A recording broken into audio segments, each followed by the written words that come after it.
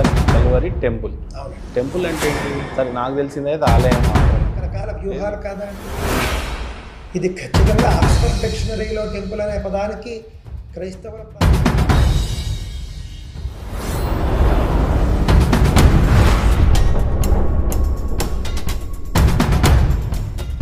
దేవుని యొక్క మహాకృపలో మీ అందరికీ కూడా ఈ వీడియోకు స్వాగతం పలుకుతున్నాను. ముందుగా సిగ్నేచర్ స్టూడియోలో నేను ఒక ఇంటర్వ్యూ వీడియో చూశాను. అందులో మహేంద్ర గారు అలాగే మరి సంతోష్ కుమార్ గణపాటి గారు ఇంటర్వ్యూ జరుగుతున్న సమయంలో క్రైస్తవ టెంపుల్స్ గురించి మాట్లాడటం జరిగింది. ఈ క్రైస్తవ టెంపుల్స్ గురించి మాట్లాడుతున్నప్పుడు వారు కొన్ని విషయాలని వ్యక్తపరిచారు. క్రైస్తవ టెంపుల్కి లేక చర్చిలకి టెంపుల్ అని పేరు పెట్టకూడదని, వారి అనగా కలువ పువ్వులు, కలువలు అన్నట్లుగా వారు వివరిస్తున్నారు. ఆ టైంలో మహేంద్ర గారు కొన్ని విషయాలని ప్రస్తావించారు. సో వాటన్నిటిని కూడా తెలుసుకోవడానికి ఈ వీడియోకి మీ అందరికీ కూడా స్వాగతం పలుకుతున్నాను. ముందుగా మహేంద్ర గారికి హృదయపూర్వకమైన శుభాలు తెలియజేస్తూ, అలాగే సంతోష్ కుమార్ గారికి మరి హృదయపూర్వకమైన శుభాలు తెలియజేస్తూ ఈ వీడియోకి స్వాగతం పలుకుతున్నాను. సో ఈ టైంలో తెలుసుకోవాల్సినటువంటి విషయం ఏంటంటే Calvary and temple. Calvary temple. నేను హైదరాబాద్లో ఉన్న కల్వరి టెంపుల్ గురించి మాట్లాడట్లేదు, చుట్టుపక్కల ఉన్నటువంటి కల్వరి టెంపుల్ గురించి మాట్లాడట్లేదు. వారు ప్రస్తావించినటువంటి కల్వరి టెంపుల్ అని చర్చిలకు పెట్టకూడదు ఈ పేరు అని చెప్పారు. మరి పెట్టొచ్చా లేదా అనేది వివరణ. కాబట్టి ఈ సమయంలో మీరు గమనించి ఈ వీడియోని స్వీకరించాలని కోరుకుంటున్నాను. కొంచెం లెంత్గా ఉంటుంది, చూడటానికి ప్రయత్నించండి, ఎందుకంటే ఇది అర్థమయ్యే రీతిలో చెప్పాలి కాబట్టి. రైట్.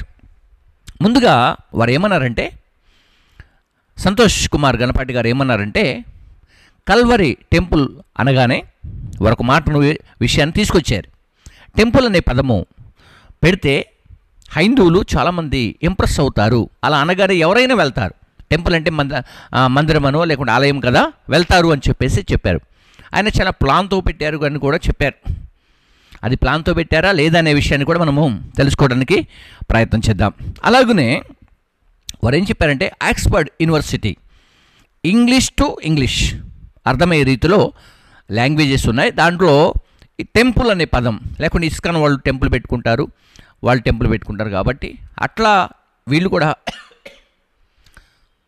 పెట్టి ఉన్నాడు అని వాళ్ళు నిర్ధారణ చేశారు. సో ఆ తర్వాత కల్వరి అనే పదం చెప్పగానే వారు ఏమన్నారంటే కల్వ పువ్వులు లేక కల్వలు అన్నట్టుగా మాట్లాడారు. సో దానికి మరి మహేంద్ర గారు ఎక్స్ప్లెయిన్ చేశారు. అది కల్వరి అంటే యేసుక్రీస్తు వారిని సిలువ వేసినటువంటి ప్రాంతం, అది కల్వరి కొండ అన్నట్టుగా చెప్పినప్పుడు వారికి చక్కగా అర్థమైంది. సో ఆ పాయింట్ ఆఫ్ వ్యూలో ఆయన అర్థం చేసుకున్నానని నేను నమ్ముతున్నాను. ఇక సెకండ్, టెంపుల్ అనే పదం అసలు యాక్చువల్గా మనం ఒకసారి గూగుల్లో కనుక గూగుల్లో చెక్ చేస్తే, ఎందుకంటే ఇప్పుడు డిక్షనరీలో అవసరం లేదు, గూగుల్లో చెక్ చేస్తే సరిపోద్ది. ముందుగా టెంపుల్ అనే పదానికి తెలుగులో అర్థం ఏమిస్తుందో తెలుసా? గుడి, కోవెల, ఆలయం, కణత. అర్థమవుతుందా? గుడి, కోవెల, ఆలయం, కణత అని అర్థాన్ని ఇస్తూ ఉంది. సో దీన్ని నేను స్క్రీన్ మీద ఇస్తున్నాను, మీరు చూసుకోవచ్చు. ఆ తర్వాత టెంపుల్, అసలు టెంపుల్ అనే పేరు పెట్టినప్పుడు ఆ లోపల మరి 4 గదులు కానీ 3 గదులు కానీ 1 గది కానీ కడతారు కదా. సో కట్టినప్పుడు అందులో ఏముంటాయి అసలు వాస్తవంగా అని అంటే, అక్కడ చెబుతూ ఉన్నారు ఏంటంటే అది పవిత్రమైనటువంటి స్థలం. ఇది టెంపుల్ లోపల ఉన్నటువంటి ప్రదేశం అంతా పవిత్రమైంది. ఆ స్థలంలో దేవుడు లేక దేవత ఆ స్థలాల్లో ఉంటారు, పవిత్రమైనటువంటి ప్రదేశం కాబట్టి. అక్కడ ఏం జరుగుతాయంటే ఆధ్యాత్మిక కార్యక్రమాలు జరుగుతాయి, ఆధ్యాత్మిక కార్యకలాపాలు లేకుంటే కార్యక్రమాలు జరుగుతాయి. అందులో నెంబర్ 1 ప్రార్థన, రెండవది బలి వంటివి, బలిచ్చేవి కూడా అక్కడ జరుగుతాయి. దీన్ని ఇంకొక అర్థంలో ఏమంటుందంటే టెంపుల్ని భవనం అని కూడా అంటారు. ఇక్కడ బలి వంటివి జరుగుతాయి, ప్రార్థనలు కూడా జరుగుతాయి. సో అలాగున దీని అర్థాన్ని ఇస్తూ ఉంది. మీరు తెలుసుకున్నారని నేను అనుకుంటున్నాను. ఇక సెకండ్ పాయింట్లో ఏమంటున్నారంటే, మీరు చర్చిలు ఎప్పటికీ కూడా టెంపుల్స్ కాలేవండి అంటున్నారు. చర్చిలు ఎప్పటికీ కూడా టెంపుల్స్ కాలేవండి అని అన్నారు. ఓకేనా? అసలు యాక్చువల్గా బైబిల్లో ఒక చర్చ్ కానివ్వండి, ఒక మందిరం కానివ్వండి, ఎన్ని పేర్లు ఉన్నాయి అసలు వాస్తవంగా మనకు చర్చిలో పెట్టుకోవటానికి, చర్చికి పేరు పెట్టుకోవడానికి. మరి మీరు అనుకున్నట్టున్నాయా? బైబుల్ ఎన్ని రకాలుగా ఉన్నాయో ముందుగా వాస్తవంగా తెలుసుకోవడానికి మనము ప్రయత్నం చేద్దాం. ఓకేనా? రైట్. ఇప్పుడు యాక్చువల్గా టెంపుల్ అనే పదం మరి బైబిల్ ఉందా? ఉంటే ఎక్కడుంది కదా, అది కూడా తెలుసుకోవాలి మనం. కాబట్టి అది తెలుసుకున్న తర్వాత బైబిల్లో ఉన్న విషయాలన్నీ కూడా మనం స్పష్టంగా నేర్చుకోవడానికి మనం ప్రయత్నం చేద్దాం. ముందుగా మనం ఒకసారి ఐజయా అంటే యెషయా గ్రంథం 6:1 ఏం చెబుతుందో చూద్దాం.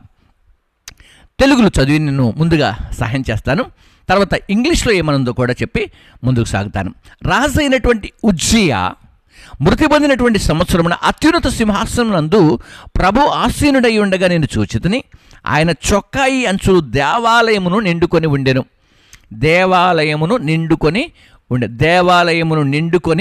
ఉండెను. ఇంగ్లీష్లో ఏమనుందో తెలుసా? Field and temple. నిండుకొని ఉండెను. అర్థమవుతుందా? Temple, field the temple. అర్థమైందా? ఏమై ఉంది? దేవాలయము నిండుకొని ఉన్నది. దేవాలయం అనే మాటకు బైబిల్ చెప్పే అర్థం ఏంటంటే టెంపుల్. బైబిల్లో లేకుండా ఎందుకు పెడతారు సార్ ఆ పేరు? కన్నపట్టి గారు అర్థం చేసుకోండి, ఎలా పెడతారు బైబిల్లో లేకుండా? సంతోష్ కుమార్ గణపాటి గారు మీరు ఎలా ఆ అర్థం చెప్పగలిగారు? ఒకవేళ మీకు పొరపాటు పడ్డారని నేను అనుకుంటున్నాను. మీకు తెలిసి ఉండకపోవచ్చు మేబీ, ఎందుకంటే మీరు తెలుగు బైబిల్ పట్టుకున్నారు, బైబిల్ కొనుక్కున్నారు, చూపించారు, మహేందర్ గారు కూడా తీసుకున్నారు, చాలా గౌరవించారు బైబిల్ పట్టుకొని కూడా. సో నేను ఆ విషయంలో మిమ్మల్ని అప్రిషియేట్ చేస్తున్నాను. బట్ మీరు ఇంగ్లీష్ బైబిల్ కూడా చదివితే బాగుంటుంది సార్. తెలుగు బైబిల్ చదవగలుగుతున్నారు, సో ఓకే. బట్ మీరు ఇంగ్లీష్ బైబిల్ కూడా చదివితే ఇలాంటివి మాట్లాడుకుంటూ ఉంటారని నా ఆలోచన. ఓకేనా? రైట్. రెండవ విషయాన్ని నేను ముందుకు తీసుకొస్తాను. జెర్మియా 7:4. ఇర్మియా గ్రంథం 7వ అధ్యాయం 4వ వచనంలో ఏమని సెలవిస్తూ ఉందో తెలుగులో చదివినాక ఇంగ్లీష్లో చూపిస్తాను మీకు. ఈ స్థలము యెహోవా ఆలయము, ఈ స్థలము యెహోవా ఆలయము అని మీరు అనుచున్నారే. అంటే ఇదే దేవుని ఆలయం అని మీరు అంటున్నారే, అక్కడున్న ప్రజలు అంటున్నారు అప్పుడు ఆ టైంలో. సో దాన్ని ఇంగ్లీష్లో ఏమని రాశాడో చూద్దాం ఒకసారి. ఇక్కడ ఏమని రాశాడు? Saying the temple of the lord, temple of the lord. ఓకేనా? టెంపుల్ ఆఫ్ ద లార్డ్ ఇక్కడ రాశాడు, చక్కగా రాశాడు. Lord the temple of the, lord the temple of the అని రాశాడు. ఇక్కడ టెంపుల్ అనే మాటకు అర్థం ఏంటి? ఆలయము. ఓకేనా? బైబిల్లో ఉంది సార్ స్పష్టంగా. టెంపుల్ అని ఈజీగా ఎందుకు పెడతారు? వేరే మందిరాలని కాఫీ కొట్టడానికి క్రైస్తవ్యానికి ఏమన్నా కొంచెమన్నా బుద్ధి ఉండదా? ఉంటుంది కదా, కొంచెమన్నా జ్ఞానము, తెలివి, ఆలోచన ఉంటుంది కదా. అర్థం చేసుకోవడానికి ప్రయత్నం చేయండి.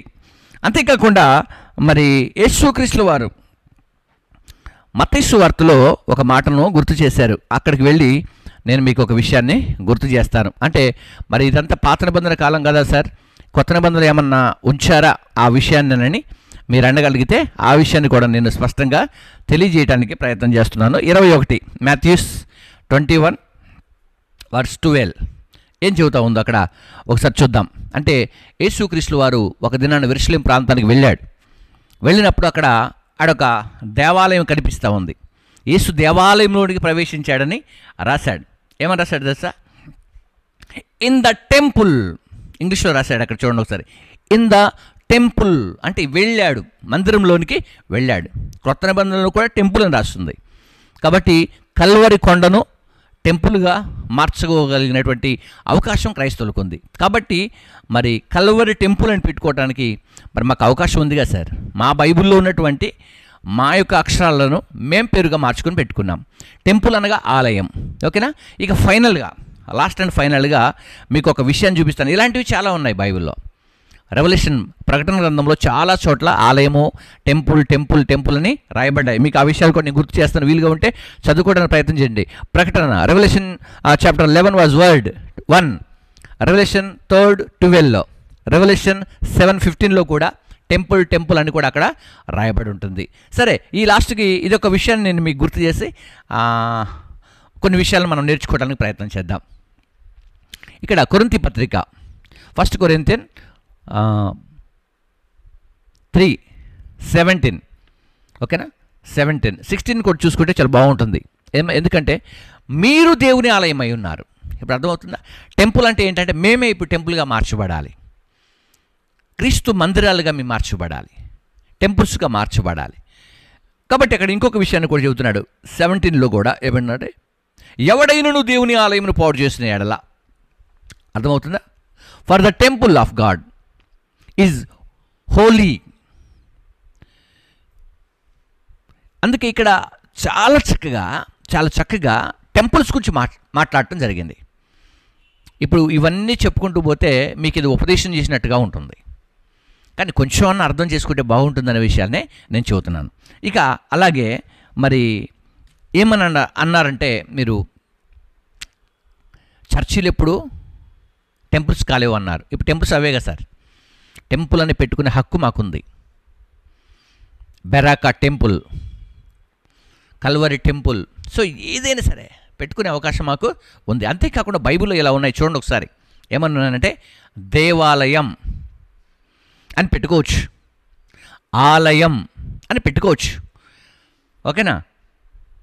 తర్వాత భవనం అని పెట్టుకోవచ్చు, ఆరాధనా స్థలం వర్షిప్ అని కూడా పెట్టుకోవచ్చు, ఓకేనా. ప్రార్థనా స్థలం అని కూడా పెట్టుకోవచ్చు, మందిరం హౌస్ మందిరం అని కూడా పెట్టుకోవచ్చు. సో ఇన్ని రకాలుగా ఉన్నాయి సార్ పేర్లు పెట్టుకోవడానికి. అందుకే కొంతమంది ఏమని లైఫ్ చేంజింగ్ సెంటర్ అని పెట్టుకుంటారు, కొంతమంది worship centre, Beracah worship centre అని పెట్టుకుంటారు. అంటే ఏదైనా బైబుల్ని ఆధారం చేసుకొని మాత్రమే పేర్లు పెట్టడం జరుగుద్ది. ఇంకొకరిని కాఫీ కొట్టుడో, ఇంకొకరిని అలా చేసుడో, ఈ పేర్లు పెట్టే విషయంలో అస్సలు ఉండదు సార్. ఒకసారి మీరు అర్థం చేసుకున్నందుకు ప్రభు పేట మీకు శుభాలు తెలియజేస్తున్నాను. ఇక ఇంకేమన్నారంటే, ఎప్పటికైనా చర్చిలు టెంపుల్స్ కాలేవన్నారు. ఎప్పటికైనా టెంపుల్, హెవెన్లీ టెంపుల్, పరలోకంలో ఉన్నటువంటి టెంపుల్, పరలోకం యొక్క ఆలయంలోనికి అడుగు పెట్టగలిగేది క్రీస్తును వెంబడిస్తున్న వారు మాత్రమే. ఓకేనా, అర్థమవుతుందా? అలా మనము ఈ విషయాల్ని తెలుసుకోవడానికి ప్రయత్నం చేయాలి. ఇక్కడ దేవాలయం అంటే కూడా చెప్పాడు, ఆరాధన జరిగే స్థలం. దేవాలయం అంటే ఆరాధన జరిగే స్థలం అని బైబిల్ తెలియజేస్తా ఉంది. యేసుక్రీస్తు వారు దేవాలయంలోకి వెళ్ళారంటే అసలు దేవాలయం అంటే ఏంటి అంటే అక్కడ ఆరాధన జరుగుద్ది. 2, అక్కడ అర్పణలు కూడా జరుగుతూ ఉంటాయి. ఆ కాలంలో అర్పణలు కూడా అక్కడ జరుగుతూ ఉంటాయి. కాబట్టి ఈ విషయాన్ని కూడా మరి మహేంద్ర గారు తెలుసుకోవాలని నేను కోరుకుంటాను. ఎందుకంటే మహేంద్ర గారు చాలా నేర్చుకోవటానికే ఈ ఇంటర్వ్యూస్ చేస్తున్నారు. అసలు యాక్చువల్గా మహేంద్ర గారు చాలా ఆధ్యాత్మికమైనటువంటి విషయాలు మరి నేర్చుకోవటానికి, తెలుసుకోవటానికి, ఇతరులకు తెలియజేయటానికి, బోధించడానికి, బోధనను వినటానికి కూడా వారు ప్రయత్నాలు చేస్తున్నారు. వారి ప్రయత్నం ఫలించాలి.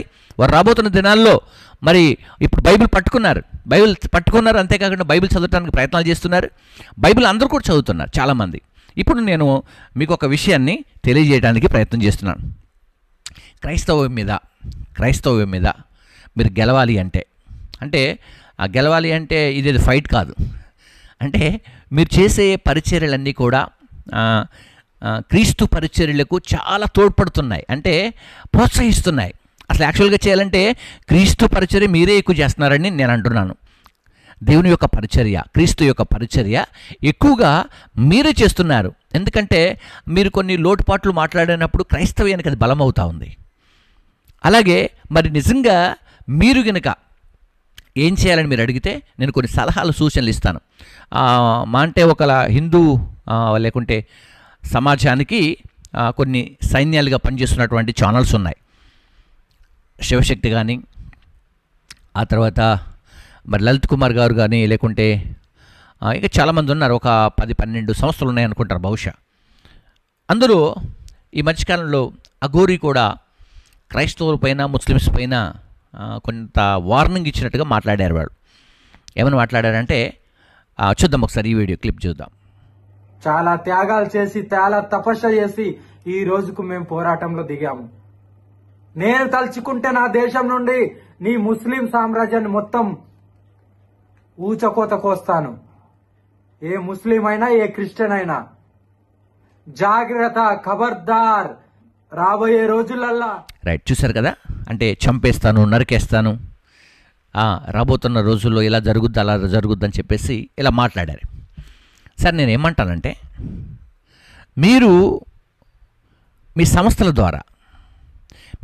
ద్వారా చాలామంది పనిచేస్తున్నారు, హైందవ్య పక్షముగా పనిచేస్తున్నారు. చేయండి, మంచిదే, చాలా మంచిది, వండర్ఫుల్. దానికి నేను ఎలాంటి అబ్జెక్షన్ లేదు, నాకు మీరు చేయాలి కూడా. అయితే ఇక్కడ మీరు చేస్తున్నటువంటి తరుణంలో మీ సంస్థలన్నీ అందరికీ కూడా నేను ప్రేమపూర్వకమైన విజ్ఞప్తి చేస్తూ ఈ మాటలు మీకు తెలియజేస్తున్నాను. విజ్ఞప్తి మాత్రమే. మీరు మీ ఇష్టదైవాన్ని పూజించుకొని మీరందరూ కూడా ఒక్కసారి నేను చెప్పే మాటలు ఆలోచన చేయండి. కోపాడో రౌద్రంగానో ఫోన్ చేసో ఏదో మాట్లాడాలని మాత్రం కాదండి. నేను మిమ్మల్ని అప్రిషియేట్ చేస్తున్నాను ఫస్ట్. ఎందుకు అంటే నేను చెబుతానండి, ఆ విషయం కూడా చెబుతాను. మీరు నేర్చుకోండి, కొంచెం నేర్చుకోండి. మీరు పెద్దవాళ్ళు కావచ్చు, నేను చాలా తక్కువ చిన్నవాడిని కావచ్చు.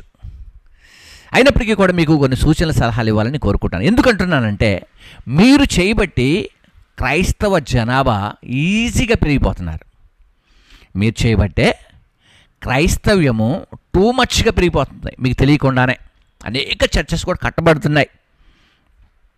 ఎలా అంటారా? ఒకవేళ మేము ఆపుతున్నాము కదా, అది ఎలా కట్టబడుతుంది మీరు అనుకుంటారేమో. ఇప్పుడు మహేంద్ర గారికి, అలాగనే సంతోష్ కుమార్ గణపాటి గారికి అక్కడ ఆ సిగ్నేచర్ స్టూడియోలో చాలామంది ఇంటర్వ్యూస్ జరిగాయి. ఆ జరిగిన వారందరికీ కూడా శుభాలు తెలియజేస్తూ నేను ఈ విషయాన్ని మరి లలిత్ కుమార్ గారు కావచ్చు, లేకుంటే కరుణాకర్ గారు కావచ్చు, తర్వాత ఇంకా ఈ సంస్థలు, హైందవ సంస్థలు ఏవైతే ఉన్నాయో వారందరికీ కూడా నేను ప్రాముఖ్యంగా ప్రేమపూర్వకమైనటువంటి విజ్ఞప్తి చేస్తూ, మనవి చేస్తూ మాట్లాడుతున్నాను. ఓకేనా? మీరు కూడా ఇలాగనే ప్రేమపూర్వకంగా తీసుకోవాలని కూడా కోరుకుంటున్నాను. మీరు ఇది అసూయపడో ద్వేషం పడో మరలా తిరిగి రిటర్న్స్ ఇవ్వకండి దయచేసి.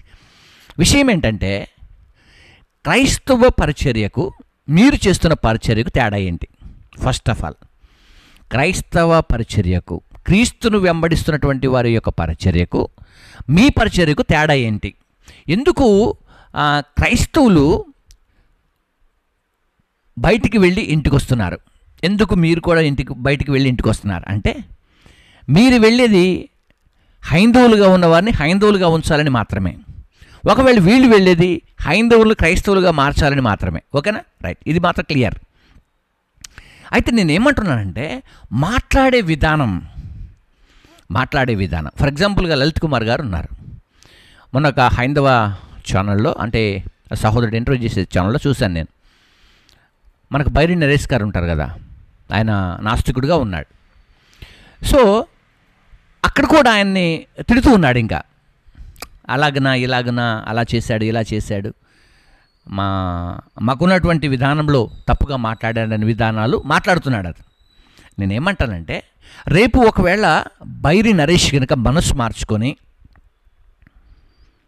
నాస్తికత్వం నుంచి ఆస్తికుడిగా మారాలంటే, మారితే ఒకవేళ దెన్ అదే టైంలో మారితే గనక హైందవుడిగా మారడు. ఇది మాత్రం సత్యమండి. ఎందుకు? మీ సంఘాలన్నీ దుమ్మెత్తిపోతున్నాయి. అర్థమవుతుందా? మీరందరూ తిడుతున్నారు అంటే ఒక వ్యక్తిని ఏం చేసినా తిడుతున్నారు. అదే అయితే ఒక క్రైస్తవం ఏం చేసేదంటే ప్రేమించడమే ప్రారంభించుద్ది. ఇది వ్యత్యాసం అండి. ఫస్ట్ నేనేమంటానంటే, ప్రతి ఒక్కరు కూడా, సంస్థలను మెయింటైన్ చేస్తున్న ప్రతి ఒక్కరు కూడా మీ కింద పనిచేస్తున్న వారికి ఏం నేర్పాలి? మీరు ప్రేమ నేర్పాలి. కొట్లాట కాదు కావాల్సింది, తిట్టడం కాదు కావాల్సింది, బూతులాడటం కాదు కావాల్సింది. మీరు ఏమనుకుంటారు? తిడితే పోకుండా ఉంటారు అనుకుంటారు, తప్పది. ప్రేమపూర్వకంగా మనుషులను సంపాదించుకోవాలి. అర్థమైందా? ప్రేమపూర్వకంగా మనుషులను సంపాదించుకోవాలి. అర్థమవుతా? ప్రేమ అన్ని విషయాల్ని సహిస్తుంది, ప్రేమ అన్ని విషయాల్ని భరిస్తుంది. కాబట్టి నేనేమంటానంటే, మీ సంస్థలలో పనిచేసే ప్రతి ఒక్కరు కూడా ఒకసారి ఆలోచన చేయండి. లలిత్ కుమార్ దగ్గర నుంచి ప్రతి ఒక్కరు. లలిత్ కుమార్ అంటే నాకు చాలా ఇష్టం. అంటే కండిషన్గా, కరెక్ట్గా, పర్ఫెక్ట్గా మాట్లాడతాడు. అంటే కొంతమందికి నీతిమంతులకు కోపం వస్తుంది. కానీ నేనేమంటే, ఆ కోపాన్ని కూడా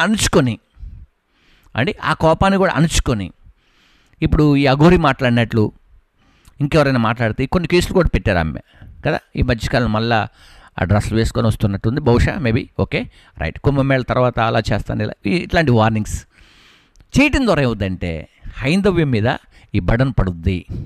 సో మీరు నిజంగా ప్రేమపూర్వకంగా ఆలోచన చేయండి. ఎక్కడన్నా ఒకవేళ సువార్త చెప్పడానికి వచ్చారు ఎవరైనా అనుకోండి, ఎవరైనా సువార్త చెప్పడానికి వచ్చారు. మొన్న రాజమండ్రిలో ఈ విషయం జరిగింది. ఒకసారి ఈ వీడియో చూడండి.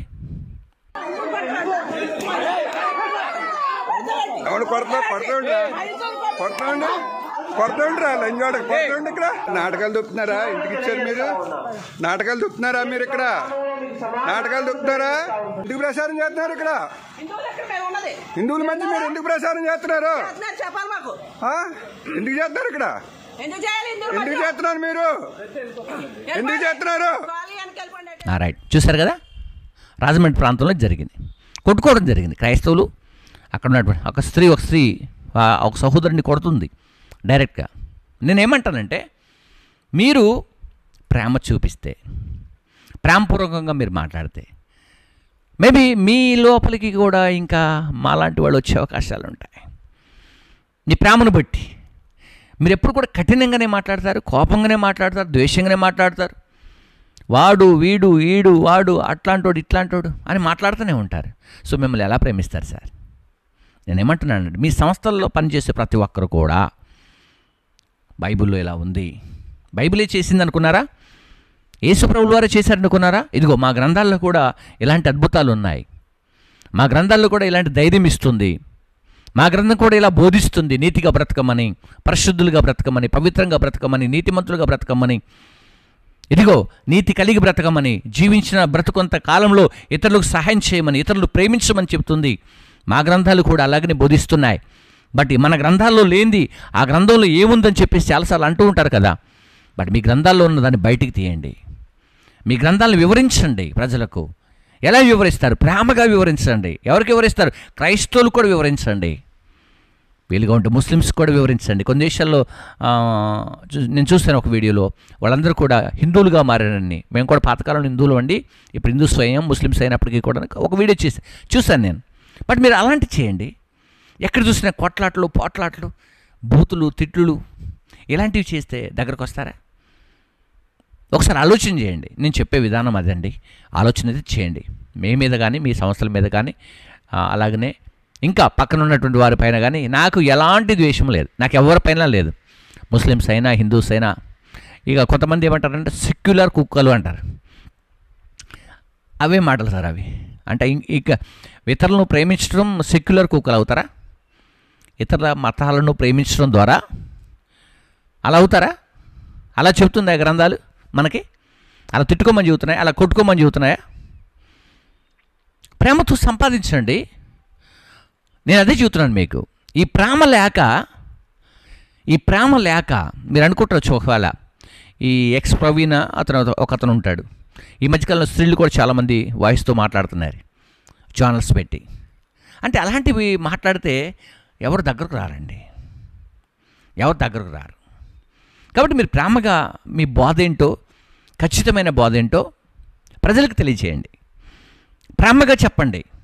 నేను చెప్పేది అదే. ఒకవేళ మీ ప్రాంతంలో క్రైస్తవులు కూడిక పెట్టారు, ప్రార్థనా కూడిక పెట్టుకున్నారండి ఎక్కడో, అక్కడ మీరు గొడవ చేయాలనుకున్నారు. గొడవనే ఇంకా అది. నేనేమంటానంటే ఆ ప్రేయర్ అయిపోయిన తర్వాత అక్కడ ఎవరు పెట్టుకున్నారో వాళ్ళ దగ్గరకు వెళ్ళి, వాళ్ళ దగ్గర ఉన్నది ఏంటి, మన దగ్గర లేనిది ఏంటి, ఇదిగో మన గ్రంథాలు కూడా అదే ప్రేమను వర్ణిస్తున్నాయి, మన గ్రంథాలు కూడా ప్రేమిస్తున్నాయి, నీకు కూడా ఈ గ్రంథం ద్వారా కూడా మోక్షం దొరుకుద్ది, ఈ గ్రంథం ద్వారా పరలోకం దొరుకుద్దని మీరు కూడా చెప్పండి. నేనేమంటానంటే ప్రేమ ద్వారా అన్నీ జరుగుతాయి. దేవుడు లోకమును ఎంతో ప్రేమించాను. ఏమంటే దేవుడు ఎంతో ప్రేమిస్తున్నాడు సార్, అందులో మీరు కూడా ప్రేమించడం ప్రారంభించండి. అప్పుడు చాలా అద్భుతాలు జరుగుతాయి కదా. ఈ మాటలు నేను సోషల్ మీడియాలో ఓపెన్ చేస్తే చాలు అనేకమైనటువంటి బూతు మాటలండి. కొన్ని ఛానల్స్ వాళ్ళు కాల్ చేస్తుంటారు నాకు కూడా, సార్ మీరు అది చెప్పగలరు, మీరు ఇది చెప్పగలరు, ఇది మాట్లాడగలరు, అది మాట్లాడగలరు అండి. వాళ్ళ ఛానల్లోకి వెళ్ళి చూస్తే అన్ని బూతులే ఉంటాయి, ఒక్కటి కూడా ఒక తమిళ్ కూడా కరెక్ట్గా ఉండదు. నేనేమంటానంటే ఇటువంటి వాయిస్ చేయబట్టి ఏమంటుందంటే ఫ్రెండ్షిప్ పోతుంది కదా మన మధ్య. మీరు బాగా మేము కూడా బాగా మాట్లాడతాం, మీరు మంచిగా ప్రేమిస్తే మేము కూడా మంచిగా ప్రేమిస్తాం. మేబీ మీరు కూడా మమ్మల్ని అలా ప్రేమించగలిగితే మనం కూడా ఒక మంచి ప్రేమను విడిచిపెట్టుకొని వచ్చాంరా. ఆ గ్రంథాల్లో కూడా మంచి ప్రేమ ఉంది, ఆ గ్రంథాల్లో కూడా మంచి సౌఖ్యం ఉంది, ఆ గ్రంథాల్లో కూడా నీతి ఉంది. ఈ గ్రంథమే కదా, అందులో కూడా బాగుంది. మనము వాటిని ఎందుకు విడిచిపెట్టి వచ్చామని మేము అనుకునేటట్టుగా మీరు మాట్లాడాలి. అలా మీరు చెయ్యాలి, సహించాలి. మీరు అప్పుడు మేము సహించట్లే, ఇతరులు తిడతా ఉంటారు, బూతులాడుతూ ఉంటారు, సహించట్లే, మీరు కూడా సహించాలి. మరి సహించినప్పుడు సంస్థలు ఎందుకు పెట్టుకున్నారు? సహించినప్పుడు నాయకులు ఎందుకు అయ్యారు? మీరు సహించినప్పుడు మీకెందుకు ఈ బోధ? అర్థమవుతుందా? సహించాలి. సహించేవాడు, భరించేవాడే లీడర్. లీడర్కు ఉన్నటువంటి క్వాలిటీస్ అవి. మీరు అనేకుల్ని సంపాదించాలనుకుంటే మన భారతదేశంలో మీరు ఇలాంటి క్వాలిటీస్ని బయటికి తీసుకురావాలి. అంతేగాని కర్రలతో కొడతాము, కత్తులతో పొడుస్తాము, ఇంకా వైరల్ చేస్తాము, ఇంకా వీడియోలు తీస్తాము, మేము కూడా కొంతమంది సాక్ష్యాలను తీసుకొచ్చి కూర్చోబెట్టుకుంటాము, మేము ఇంకా కొంతమంది తీసుకొచ్చి పెట్టుకుంటామంటే మీరు ఏది చేసినప్పటికీ కూడా ఫెయిల్ కావటానికి గల కారణాలు ఇవేనండి. ప్రేమతో మీరు మాట్లాడకపోవటమే కారణం. కాబట్టి మరి మీ సంస్థలన్నీ కూడా దయచేసి గమనించండి, ప్రేమపూర్వకమైనటువంటి కార్యక్రమాలు చేయండి. వీడియో చేసినప్పటికీ కూడా చక్కని మాటలు మాట్లాడండి. ఆ తమిళన్స్ కూడా మంచిగా పెట్టండి, అవన్నీ తీసేయండి, మార్చి చేసుకోండి. దయచేసి మంచిగా మాట్లాడు, పాస్టర్స్తో మాట్లాడండి, మంచిగా మాట్లాడండి. ఆయన శత్రువు కాదు కదా, మనిషే కదా, ఎక్కడి నుంచి ఏ గ్రహం నుంచి ఊడిపడలేదు కదా. ఆయనకు కొమ్ములు ఉన్నాయా? పాస్టర్ అయితే, బిషప్ అయితే ఏమైనా కొమ్ములు ఉంటాయా? కాబట్టి మీరు వాళ్ళతో మాట్లాడేటప్పుడు కూడా మంచిగా మాట్లాడండి, వాళ్ళకి అర్థమయ్యేటట్టు చెప్పండి. ఒకవేళ వాళ్ళకి అర్థం కాలేదండి, సెన్స్ కొంచెం పని చేయలేదు, లేకుంటే హేతువాదులు ఉన్నారు, దేవుని నమ్మనటువంటి వారు ఉన్నారు, వారు కూడా అర్థం కాలేదు, చెప్పండి. మీరు వాళ్ళని కూడా ప్రేమించండి. ఏమండి, అలా కొట్టుకోవటాలు, తిట్టుకోవటాలు మనకు పడవండి, మంచిది కాదు. అంటే నేను ఏం చెబుతున్నానంటే, ఒక రిలీజియన్ అభివృద్ధి చెందటానికి కారణం ప్రేమ. బైబిల్లో ఒక మాట ఉంటుంది, ఈ 66 పుస్తకాలన్నింటిలో కూడా, చాలా జాగ్రత్తగా వినండి ఈ మాట, ఈ 66 పుస్తకాలు కూడా ప్రేమ లేకపోతే వేస్ట్ అని చెప్పాడు, దేవుడే చెప్పాడు అన్నమాట. సరే, మనము ఈ విషయాలు పక్కన పెడదాం. ప్రేమ లేకపోతే ఎన్ని పుస్తకాలు? 66 పుస్తకాలు. పవిత్ర గ్రంథం, పరిశుద్ధ గ్రంథం అనేటువంటి బైబిల్లోనే ప్రేమ లేకపోతే అది వేస్ట్ అని చెబుతా ఉంది కదండి. ప్రేమే అన్నిటికీ మూలం. దేవుడు ప్రేమ అయి ఉన్నాడు. దేవుడు ఎలా ఉన్నాడు? ప్రేమ అయి ఉన్నాడు. అందుకే దేవుని పిల్లలమైనటువంటి మనము కూడా ప్రేమ కలిగి ఉండాలి. ఒకవేళ తప్పుగా మాట్లాడచ్చు, సరిచేయండి. ఒకవేళ తప్పుగా మాట్లాడుంటే సరిచేయండి, బాగు చేయండి. వీలుగా ఉంటే నాతో క్రమంగా మాట్లాడండి, మంచిగా మాట్లాడండి.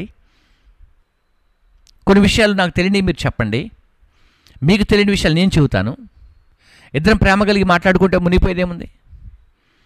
మన ఇద్దరం కలవకూడదని ఏమన్నా రూల్ ఉందా? కాబట్టి ప్రేమటి స్నేహితులారా, మరి మీరు ఒకవేళ నేను భారతదేశాన్ని భారతదేశంగానే చూడాలనుకున్నటువంటి వారందరూ కూడా చేసే పనంతా ఇలా ఉండాలి, ప్రేమగానే ఉండాలి. గౌరవించండి, ప్రేమించండి. వీలుగా ఉంటే జ్ఞానము, తెలివి, ఆలోచన కలుగు చేయండి. ఇక్కడ ఇవన్నీ లేకనే ప్రజలందరూ కూడా చాలా ఉన్నారు. కొంతమందికి చేయూతనివ్వండి, కొంతమంది ఆదరించండి, కొంతమందిని ప్రేమించండి, కొంతమంది హక్కును చేర్చుకోండి, కొంతమందికి సహాయం చేయండి. ఇలాగున అన్నిటిలో కూడా ఉండవలసింది ప్రేమనే. ఈ ప్రేమ లేనటువంటి వారు వీడియోస్లో గర్వంగా, కోపంగా, దూషిస్తూ, ద్వేషిస్తూ అనేక విషయాలు మాట్లాడుతూ ఉన్నప్పుడు ఎదుటి వ్యక్తి ఏమనుకుంటాడంటే, ఇది ఇంతే, ఇంకా వీళ్ళింతే అని మాట్లాడుకుంటారు. ఎదుటి వ్యక్తిని మనం ఆస్వాదించాలి అంటే, ఎదుటి వ్యక్తిని మనం గౌరవించాలంటే ప్రేమ. చూసారా, మన మహాత్మా గాంధీ గారు ఏమండి చాలా చక్కగా గన్ను పట్టలేదు, కత్తి పట్టలేదు, ఏమండి 100 మందిని పోగు చేసుకోలేదు, యుద్ధానికి వెళ్ళలేదు, సైన్యంగా నిలబడలేదు. ఏం చెప్పాడు? ఒక చెంప కొడితే మరొక చెంపను చూపించాల్సిందే. ప్రేమ. చూసారా, ఆ ఒక్క మాట, ఆ ఒక్క ప్రేమ ఏమండి 200 సంవత్సరాలు పరిపాలన చేస్తున్న బ్రిటిష్ ప్రభుత్వాన్ని మన దేశం నుంచి వెళ్ళగొట్టగలిగింది. చాలామంది కత్తులు పట్టిన వాళ్ళు, గన్నులు పట్టిన వాళ్ళు ఉండొచ్చు ఒకవేళ. వాటన్నిటిని అధిగమించింది ప్రేమ, వాటన్నిటిని దాటి వెళ్ళింది ప్రేమ, వాటన్నిటిని కూడా దాటి వెళ్ళింది ప్రేమ. కాబట్టి మరి ఎక్కడెక్కడో నుండో యెరూషలేము నుండి బయలుదేరినటువంటి ప్రేమ అన్ని దేశాల్లో అంటుకుంటుంది. ప్రేమ సో ఆ ప్రేమనే చూడండి, గమనించండి. మనకి ఒరిస్సా ప్రాంతంలో కొన్ని సంవత్సరాల క్రితం ఒక క్రైస్తవ ఫ్యామిలీని కాల్చివేశారు. మీ అందరికీ తెలుసు. దాదాపుగా కాల్చివేస్తే కూడా తన భార్య ఆ వ్యక్తుల్ని, కాల్చేసిన వ్యక్తుల్ని క్షమించింది. చూశారు కదా, క్రైస్తవ ప్రేమ అంటే ఇది అని వాళ్ళు ఇంగ్లాండ్ నుండి వచ్చి ఇక్కడ నేర్పించుకోవడం జరిగింది. ఇప్పుడు ఏ దేశమన్నా కానివ్వండి, దేశం అంటే మనుషులు మనమందరమే.